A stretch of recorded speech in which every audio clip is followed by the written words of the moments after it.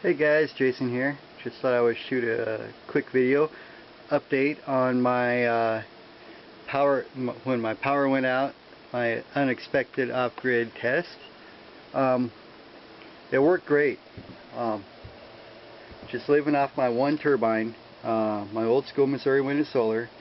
Um, it charged my batteries, um, and I ended up, after I made my videos, I ran an extension cord from my power inverter over to my computer, and then I plugged it in, started it up, and I watched a movie, one of my DVDs, because it was freaking dark and boring outside, so I decided to just watch a movie after I made my videos the other night, the stormy night.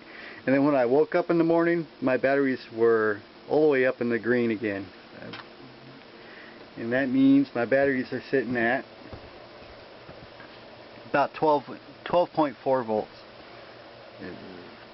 12 and a half, 12.4 volts. So yeah, that one old school Missouri Wind and Solar charged my batteries throughout the night, and even when I was pulling off about 150 watts off of it, which is about roughly 15 amps.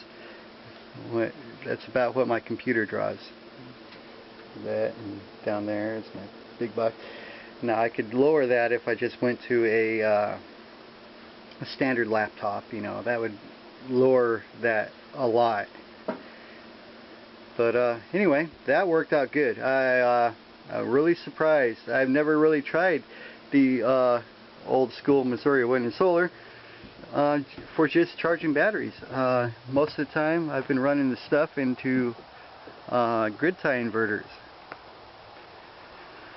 So I got battery light blinking. I went ahead and I remembered to hook up my my 3 solar panels there to my trailer Sunday, and there's my old school right there. That's the guy that was running my trailer during the storm. My man cave here. So it works. I mean, I got remember, I got in here, I got my 2 nice batteries in there. I'm gonna get a couple of more, get 4 of them in there, and then I got the guy out here that came with the trailer when I bought it, the battery out here, and so I just run jumper cables right now into there to there.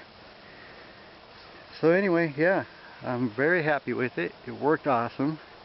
Woke up in the morning, I had more power than I did when I went to bed. So yeah, old school Missouri Wind and Solar kicked butt. I'm happy. So it looks like my off-grid experiment is going to work. Turning this into my bug out vehicle, I think, is going to do really good.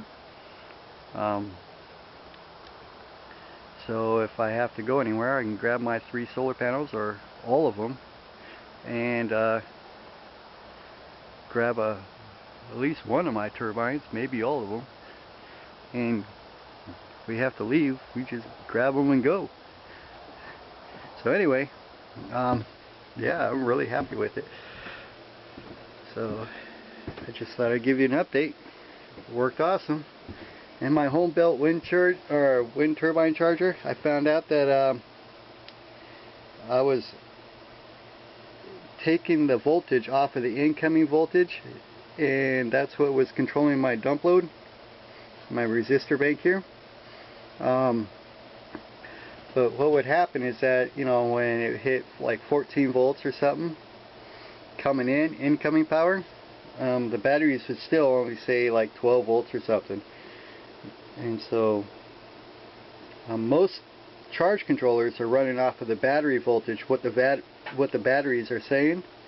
And so even if the turbine's coming in at 15 volts or whatever, the batteries are still only saying, because they absorb it, they absorb all that incoming power, and so they'll only say like 12.5 volts, maybe 13 volts.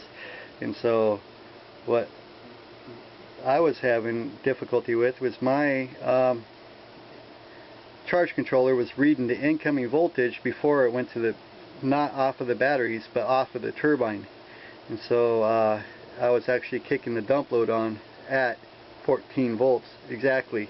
And so I upped that a little bit to 15 volts, and that actually gave me a lot more amps coming in instead of kicking on the dump load. So I'm going to experiment with that a little bit more because the batteries were still sitting at 12 volts, but the incoming voltage was up at 15 volts, and it would kick on my dump load there.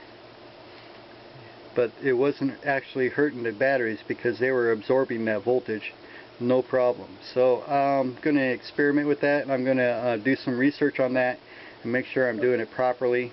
But it seems like if 15 volts are coming into the batteries, it doesn't hurt them at all